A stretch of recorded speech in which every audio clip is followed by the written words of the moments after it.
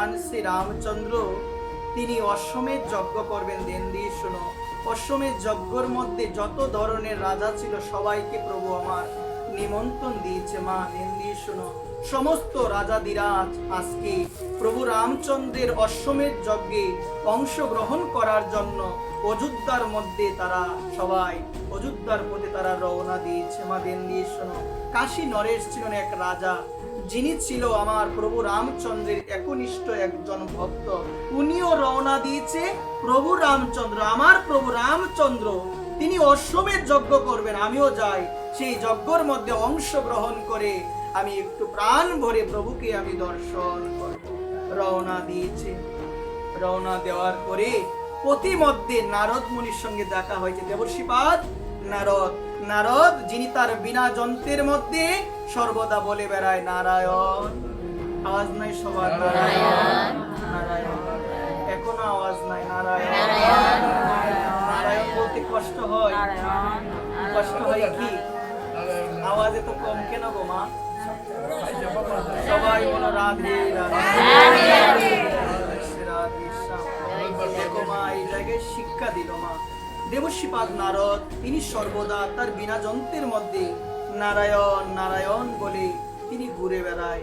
যখন কাশী নরেশ প্রভু রামচন্দ্র অশ্বমেধ যজ্ঞ করবেন, সেই যজ্ঞের মধ্যে অংশগ্রহণ করার জন্য উনি রওনা দিয়েছেন। প্রতিমধ্যে দেখা হয়েছে কার সঙ্গে? সবাই বলেন, নারদের সঙ্গে দেখা হয়েছে। নারদকে প্রণাম দিয়েছে। ভক্ত বৈষ্ণব সাধুকে দেখলে কি জানাতে হয়? প্রণাম জানাতে হয়। জয় নিতাই, জয় জয় জয় রাধে শ্যাম। প্রণাম জানাতে প্রণাম দিয়েছি। বলছে তুমি কোথায় যাচ্ছ? বলছে প্রভু রামচন্দ্র অশ্বমেধ যজ্ঞ করবে, তিনি নিমন্ত্রণ দিয়েছেন, আমি সেই অশ্বমেধ যজ্ঞের মধ্যে অংশগ্রহণ করার জন্য আমি যাচ্ছি। বলছে তুমি যাবে? অবশ্যই যাবে। গিয়ে তুমি সবাইকে প্রণাম করবে, সবাইকে তুমি প্রণাম করবে, কিন্তু জেনে যাও ওই যজ্ঞের মধ্যে বিশ্বামিত্র মুনি থাকবে। কে থাকবে? সবাই বলেন, বিশ্বামিত্র মুনি। ও ব্রাহ্মণ নয় কিন্তু, দেখো শুনো মন দিয়ে, ও ব্রাহ্মণ নয়, ও ওর তপস্যার মাধ্যমে ও ব্রাহ্মণত্ব অর্জন করেছে, ও ব্রাহ্মণ নয়। তুমি সবাইকে প্রণাম করবে, তুমি বিশ্বামিত্র মুনিকে কোনো প্রণাম করবে না। ধরো এক জায়গার মধ্যে আমার অনেক মুরব্বী, যাদের প্রবীণ বলে, যারা বৃদ্ধ বলে তারা আছে, আমি যদি গিয়ে সবাইকে প্রণাম দিই, তুমিও আমার প্রবীণ, আমি যদি তোমাকে প্রণামটা না দিই, কষ্ট হবে কিনা? আপনার হৃদয়ে হবে কিনা? আজকে দেখো নারদ মুনি কি বলছেন, তুমি সবাইকে প্রণাম দিবে, কিন্তু একজন কি দিবে না। তিনি কে? তিনি হলো বিশ্বামিত্র মুনি। কথা মন দিয়ে শুনবে, তিনি হলো বিশ্বামিত্র মুনি। দেখো মা, আজকে সে রওনা দিয়েছে। রওনা দেওয়ার পরে যখনই অযোধ্যার মধ্যে আসলেন, সবাইকে একে একে প্রণাম দিচ্ছে, কিন্তু বিশ্বামিত্র মুনিকে কোনো প্রণাম দিল না। মুনি অনেকটা হৃদয়ে কষ্ট পেয়েছে। কাশী নরেশ, যাকে আমি ভাবতাম এত ভালো একজন রাজা, সে সবাইকে প্রণাম দিল, কিন্তু সে আমাকে একটাবার প্রণাম অভিবাদন সে জানালো না। মনে কষ্ট। এদিকে প্রভু রামচন্দ্র অশ্বমেধ যজ্ঞ করেছেন। যজ্ঞের পরে তো সবাইকে দক্ষিণা দিতে হয় এবং বলতে হয় কিনা যে আপনি কি আমার সেই যজ্ঞের মধ্যে সন্তুষ্ট হয়েছেন কিনা, বলতে হয় কিনা? বলতে হয়। এখন যজ্ঞ শেষ হয়েছে, সবাইকে প্রভু বিদায় দিচ্ছেন। যখন বিদায় দিবেন বিশ্বামিত্র মুনিকে, তিনি দেখলেন প্রভু রামচন্দ্র আমার, উনার মনে কিসের জানি একটা কষ্ট, দুঃখের একটা প্রতিচ্ছবি মুখের মধ্যে বাসা যাচ্ছে। তো গুরুদেবকে বললেন, গুরুদেব আপনি কি আমার কোনো ব্যবহারে, আমার কোনো কাজে আপনি কি কোনো কষ্ট পেয়েছেন? কৃপাপূর্বক আপনি বলেন। কেউ যদি আপনাকে কষ্ট দিয়ে থাকে, আপনি বলেন, যে আপনাকে কষ্ট দিয়েছে আমি তাকে অবশ্যই অবশ্যই যথাযোগ্য আমি তাকে শাস্তি দিব। তখন বললেন, দেখো আমি এসেছিলাম এই জায়গার মধ্যে এসে আমি আসন গ্রহণ করে বসেছি। যারা যারা এসেছে সবাই প্রণাম দিয়েছে। কাশী নরেশ এসেছে, সে সবাইকে প্রণাম দিল, সে আমাকে কোনো প্রণাম সে দিল না। বলছে গুরুদেব এই বুঝি আপনার দুঃখের কারণ, এই বুঝি আপনার দুঃখের কারণ। তখন বলছেন, আমি কি করতে পারি আপনার জন্য? বিশ্বামিত্র মুনি বললেন, তুমি আমার জন্য কি করতে পারো? তুমি যদি আমাকে তোমার গুরুদেব মেনে থাকো, আমি তোমাকে বলছি কাশী নরেশের গলা থেকে তার মুন্ডটা আলাদা করে আমার চরণে তুমি নিয়ে আসো। কাশী নরেশের মুন্ডটা। এখন গুরুদেব আদেশ দিয়েছেন, কি করবেন? যে গুরুদেব অবশ্যই আমি আপনার কথা পালন করার চেষ্টা করব।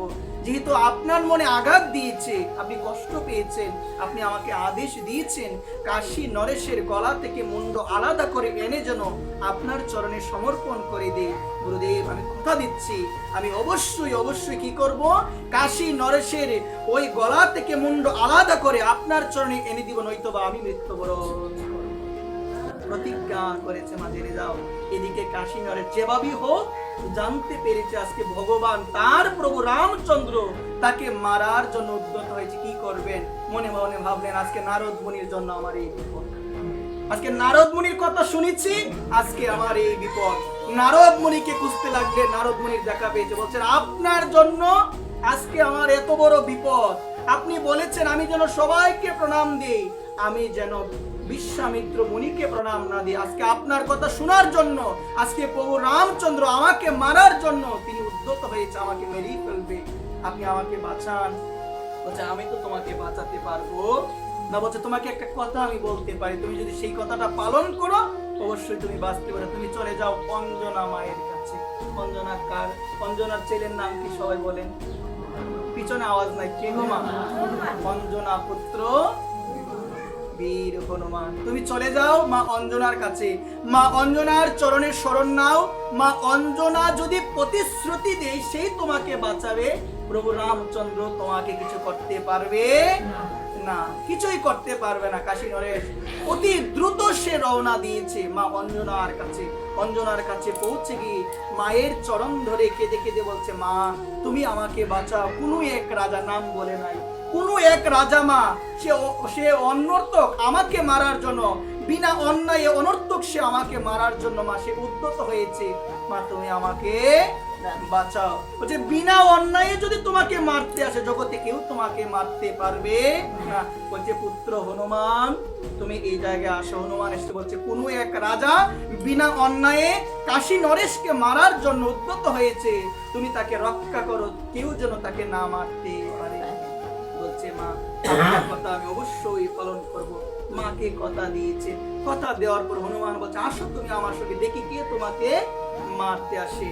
এখন তারা দুজন হাঁটতে লাগলেন। হাঁটতে হাঁটতে কিছু দূর যাওয়ার পরে হনুমানের মনে চিন্তা আসলো, হায়রে কোন রাজা মারার, রাজা তো অনেক, কোন রাজা মারার জন্য আসছে?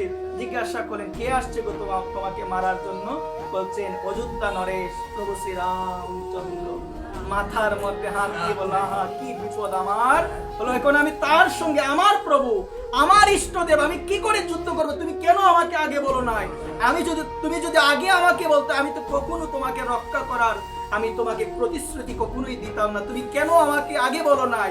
আমি কি করে আমার প্রভু রামচন্দ্রের সঙ্গে আমি যুদ্ধ করবো? হঠাৎ হনুমানের মাথার মধ্যে একটা বুদ্ধি এসেছে, প্রভুর সঙ্গে তো আমি কখনো অস্ত্র ধারণ করতে পারবো না কখনোই। বলছে কি করা যায়? হনুমান বললেন তুমি নদীর জলে নেমে, নাভি পরিমাণ জলে নেমে তুমি প্রভুর নাম করতে থাকো, জয় সীতারাম, জয় সীতারাম, জয় সীতারাম। কেউ যদি তোমাকে বাঁচাতে পারে একমাত্র প্রভুর নামই বাঁচাতে পারবে, জগতে প্রভুর হাত থেকে আর কেউ তোমাকে বাঁচাতে পারবে না। জলে নেমে যাও তাড়াতাড়ি করে। এই কথা শুনে নাভি পরিমাণ জলে নেমে করজোর করে বলতে লাগলেন, জয় সিয়ারাম, জয় সিয়ারাম, জয় সিয়ারাম, জয় সীতারাম, জয় সীতারাম, জয় সীতারাম, জয় রঘুনাথ, জয় রঘুনাথ, জয় রঘুনাথ বলতে লাগলেন। প্রভু এসেছেন তাকে মারার জন্য। প্রভু বারংবার প্রভু বাণ নিক্ষেপ করছেন, তীর নিক্ষেপ করছেন, কিন্তু তীর তো আর তার কাছে যায় না। রাম নামের ধ্বনি শুনে তীর আবার উল্টো প্রভুর দিকে চলে আসে। বারংবার দিচ্ছে, মারতে তো আর পারে না। প্রভু এত বাণ দিচ্ছে, লক্ষণ কি বলে, লক্ষণ আমার কোনো বাণী তো কাশী নরেশের গলার দিকে যাচ্ছে না, সমস্ত বাণ বরং উল্টো দিকে চলে আসছে। কেন আসছে না? লক্ষণ বললেন কিভাবে যাবে তার কাছে? কারণ তার মুখে যে আপনার নাম, যার মুখে থাকে আপনার নাম, জগতে কেউ তার অনিষ্ট করতে পারে না। যে ব্যক্তি সর্বদা নামের প্রতি বিশ্বাস রেখে, যে ব্যক্তি সর্বদা প্রতিনিয়ত নিয়মিত স্মরণেন কালো, নিয়মিত নামকে হৃদয়ে স্মরণ করে, নিয়মিত মনের মাধ্যমে সর্বদা কৃষ্ণ চিন্তা, কৃষ্ণ নাম গুণ কীর্তন করে, এই জগৎ সংসারে তার অমঙ্গল কেউ সাধন করতে পারে না। আজকে প্রমাণ প্রভু আসছেন মারার জন্য, কিন্তু পারছে না। এখন প্রভু চিন্তা করলেন, গুরুদেবকে কথা দিয়েছে, যদি না মারতে পারে, যদি তার মস্তক থেকে মুন্ডন আলাদা না করতে পারে, মুন্ড যদি গুরুদেবের চরণে সমর্পণ না করতে পারে, এই দেহ রাখতে হবে আমাকে, আমাকে নিজেই মৃত্যুবরণ করতে হবে। যখনই ভাবলেন তাকে যখন আর মারতেই পারবো না, কেন পারবো না, আমার রাম নাম আমার থেকেও শক্তিশালী, যেই নাম সেই কৃষ্ণ, ভজন নিষ্ঠা করি সেই নামের সহিত আছে আমার আপনে জীবনে। কোনো পার্থক্য নাই, কোনো পার্থক্য নাই। নাম নামকারী বহুদা নিজ সর্বশক্তি স্তত্র অর্পিতা নিয়মিত স্মরণীন কাল, সেই নাম যেন নিয়মিত নিত্য যেন আমরা স্মরণ করি। আজকে যখনই ভাবলেন গুরুদেবকে কথা দিয়েছি, এখন কি আর করব, নিজের প্রাণ নিজেকেই দিতে হবে। সঙ্গে সঙ্গে সেই জায়গার মধ্যে বিশ্বামিত্র মুনি উপস্থিত হয়ে বলে, রাম রাম, তোমার কার্যে আমি সন্তুষ্ট হয়েছি, আমি তোমাকে পরীক্ষা করতে চেয়েছিলাম যে জগতে তোমার থেকে তোমার নাম অধিক শক্তিশালী। এই জন্য মা এই কথাটি বিশেষভাবে জেনে রাখো, এগুলো ধরনের প্রয়োজন নাই মা, রাখো। এই কথাটি আমাদের বিশেষভাবে জানা একান্ত প্রয়োজন, যে জগতে যে হরিনামকে আশ্রয় করে, জগতে যে প্রভুর নামকে আশ্রয় করে, ওই নামই তাকে সর্বসিদ্ধি এনে দিতে পারে। ওই জন্যই তুই বলছেন, ভজনের মধ্যে সর্বশ্রেষ্ঠ হলো নববিধা ভক্তি, তার মধ্যে সর্বশ্রেষ্ঠ হলো নাম সংকীর্তন, কৃষ্ণ প্রেম, কৃষ্ণ দিতে ধরে মহা শক্তি। এই জন্য বলছেন ভজনের মধ্যে সর্বশ্রেষ্ঠ হলো এই নববিধা ভক্তি। ওই নববিধা ভক্তির মধ্যে প্রথম ভক্তি হলো শ্রবণং কীর্তনং বিষ্ণু শরণং পাদ সেবনম অর্চনং বন্দনম দাস্য সত্য আত্মনিবেদনম। প্রথম ভক্তি হলো শ্রবণ ভক্তি। কার কথা শুনতে হবে? কৃষ্ণ কথা, হরি কথা শ্রবণ করো। প্রথমে শ্রবণ, তারপরে কি করো? শ্রবণং কীর্তনং, তারপরে প্রেম সহকারে প্রাণ ভরে হরি কীর্তন করো। কি কীর্তন করো? সবাই বলো, হরি কীর্তন করো।